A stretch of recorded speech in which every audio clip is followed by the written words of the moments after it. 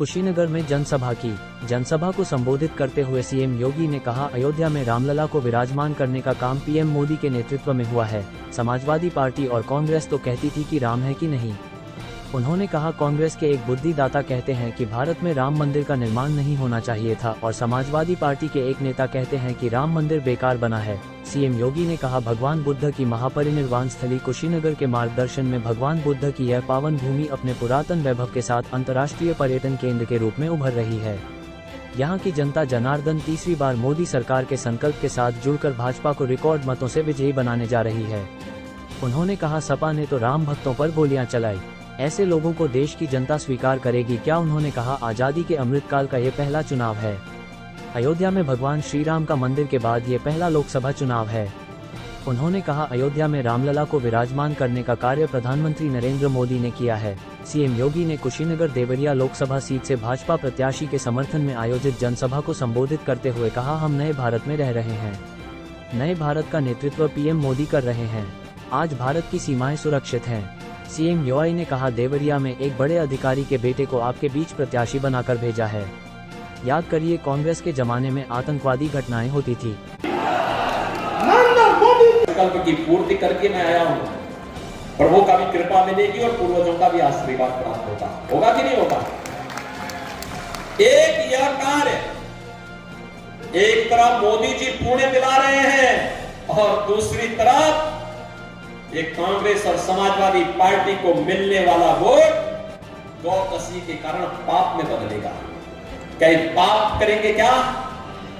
पाप करेंगे क्या? तो जनता जनार्दन को बताना है, जनता जनार्दन को बताना है कि देखो, बीजेपी तो विकास भी करा रही है, सम्मान भी दे रही है, सुरक्षा भी दे रही है, गरीब कल्याण भी कर रही है, प्रभु को भी विराजमान करा रही है और अयोध्या में रामलला विराजमान भी हो रहे हैं और बड़े बड़े माफियाओं का राम नाम सत्य है की यात्रा भी निकल रही है ना। आपको अच्छा लगता है कि नहीं लगता है? लगता है ना। और इसीलिए आदरणीय नड्डा जी आपके बीच में यही जानने के लिए आए हैं कि विजय दुबे जी पिछले रिकॉर्ड को तोड़ करके चुनाव जीतेंगे। एक तो आश्वस्त करिए उनको, दोनों हाथ उठा करके।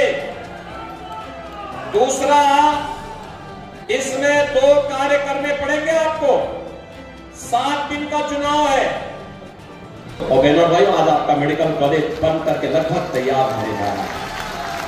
कुशीनगर में मेडिकल कॉलेज बन रहा है ना, कोई संदेह? और कुशीनगर में एयरपोर्ट भी बन गया है ना।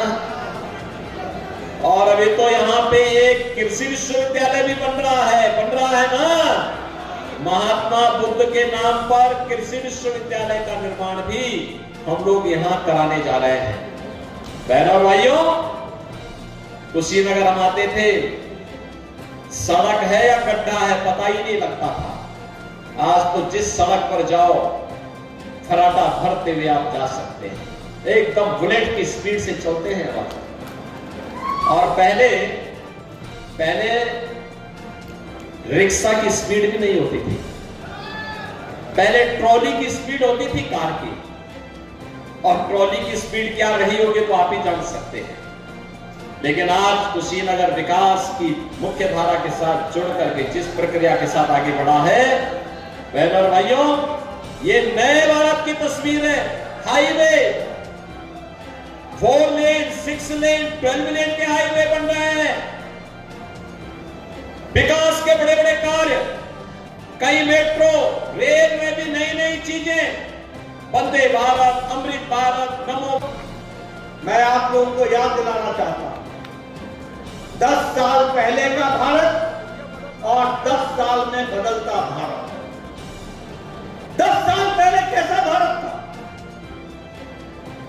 भारत के साधारण आदमी मानवी का मन कैसा था? भारत का साधारण नागरिक क्या सोचता था? भारत का साधारण नागरिक, साधारण मानवी सोचता था, इस देश में कुछ नहीं बदलेगा, ये ऐसे का ऐसे ही चलेगा। राजनीति के सहारे हम कब तक इंतजार करेंगे? और एक तरीके से उदासीनता का माहौल था, लेकिन मोदी जी के नेतृत्व में और उत्तर प्रदेश में योगी जी के नेतृत्व में आज बदलता भारत हमने देखा। और इसी कारण आज साधारण व्यक्ति, साधारण नागरिक, साधारण मानवी आज विकसित भारत के संकल्प को लेकर के चल पड़ा। ये आत्मविश्वास उसमें आ गया। ये आत्मविश्वास आधार पर आरक्षण नहीं होगा। बाबा साहब अम्बेडकर बोल गए धर्म के आधार पर आरक्षण नहीं होगा। ये पता नहीं कितना पढ़ा लिखा है, ये राहुल संविधान की पुस्तक लेके फिरता है, कभी अंदर खोल के पढ़ा भी है क्या? इसको मालूम है कि बाबा साहब अम्बेडकर ने लिखा है कि धर्म के आधार पर आरक्षण नहीं होगा। और ये लोग धर्म के आधार पर आरक्षण में आदिवासी भाइयों का, दलितों का और बैकवर्ड का हिस्सा मारना चाहते हैं और उस पर डाका डालना चाहते हैं। आंध्र प्रदेश में कांग्रेस की सरकार ने 4 बार ये प्रयास किया है, कर्नाटक में 2 बार प्रयास किया है, हर जगह इस तरीके का प्रयास चल रहा है।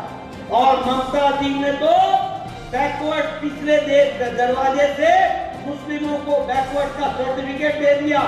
और हाई कोर्ट ने कह दिया है कि 2010 से लेकर 2024 तक जितने भी मुस्लिम भाइयों को बैकवर्ड का सर्टिफिकेट मिला है वो सबको निरस्त किया जाता है, इसका आदेश दे दिया गया है।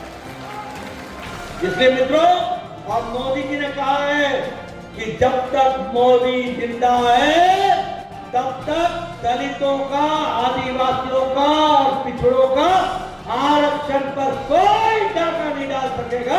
इस बात को उन्होंने